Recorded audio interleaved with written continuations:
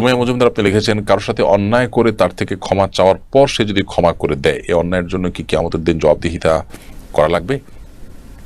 বোন সুমাইয়া, কারোর সাথে আপনি অন্যায় করার পর যদি তার থেকে ক্ষমা চেয়ে থাকেন এবং সে যদি ক্ষমা করেই দেয়, তাহলে সেক্ষেত্রে আর কিয়ামতের দিন এটার জন্য তার কাছ থেকে আর জবাবদিহি করা লাগবে না। কিন্তু যে কোনো অন্যায় হয়ে গেলে, মানুষের প্রতি অন্যায় করলেও সেখানে দুটি অপরাধ থাকে। একটা হলো যে ব্যক্তির প্রতি অন্যায় করলেন তার অধিকার আপনি হরণ করলেন, লঙ্ঘন করলেন, নষ্ট করলেন। আরেকটি হলো আল্লাহ তাআলার নির্দেশ আপনি লঙ্ঘন করলেন, কারণ আপনি মানুষের প্রতি সদয় হতে আল্লাহ আপনাকে নির্দেশ করেছেন, কারোর অধিকার নষ্ট না করতে আল্লাহ আপনাকে নির্দেশ করেছেন, তো আপনি সেগুলো করে লঙ্ঘন করেছেন সেই আল্লাহ নির্দেশকে।